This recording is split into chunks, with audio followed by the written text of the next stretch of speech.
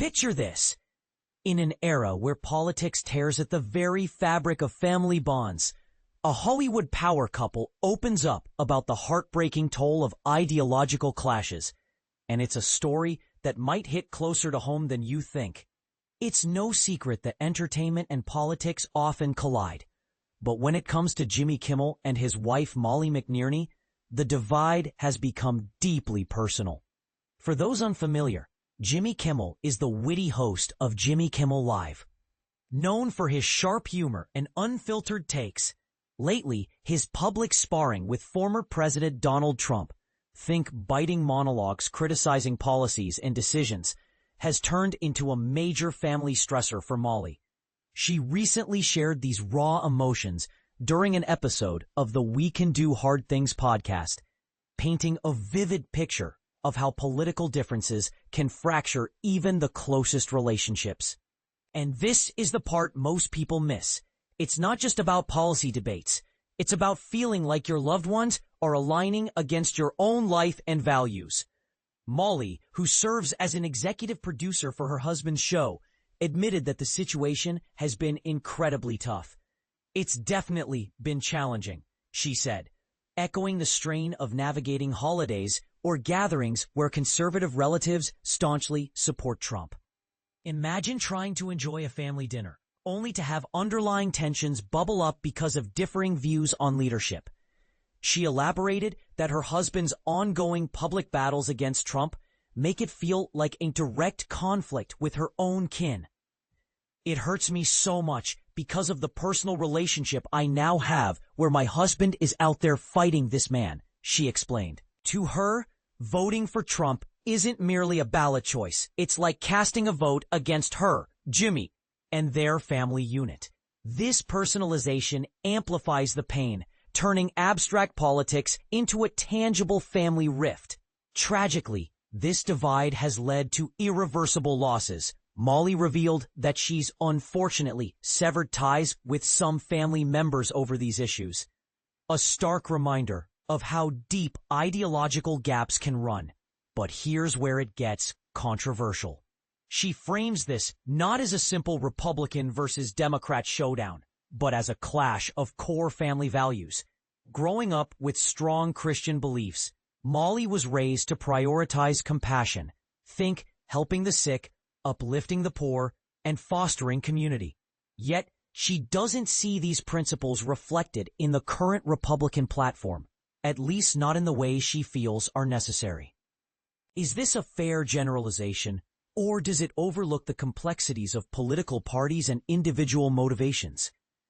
It's a question worth pondering, as it invites us to consider whether our beliefs align with our actions on a broader scale.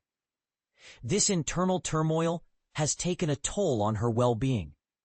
I feel like I'm kind of in constant conflict and I'm angry all the time, which isn't healthy at all, she confessed.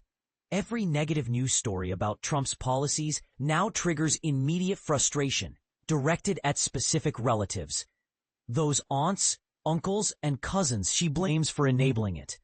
It's a classic case of how media and politics can invade our personal lives, turning everyday news into emotional minefields. For beginners navigating similar situations, it's helpful to see that this anger often stems from feeling powerless. Perhaps seeking neutral ground or therapy could help, as Molly's openness suggests bottling it up only worsens the hurt. Shifting gears, the podcast also touched on Jimmy's perspective regarding a darker chapter in his career. In September, Jimmy Kimmel Live faced a temporary suspension amid broadcasting industry upheavals, likely tied to his outspoken criticism of Trump and related controversies. Jimmy reflected on the uncertainty, noting that he faced the real possibility of the show ending for good. But he was determined to go out on his terms, not as a martyr silenced by external forces. As a comedian, he quipped that martyrdom has its perks. Think, a legacy of defiance. But it wasn't the legacy he envisioned. If I'd not been allowed back on the air, I'd be a martyr, he said with his signature humor. It's not a terrible position to be in as a comedian. but it's not the position I wanted to be in. And it's also not the way I wanted the show. He shared that he had lengthy conversations with Molly, his co-head writer and executive producer, about how they'd handle a potential finale. They dreamed of a graceful exit, a farewell bash for the staff, heartfelt goodbyes, and the chance to express unsaid thoughts without abrupt censorship. I want to end it in a graceful way.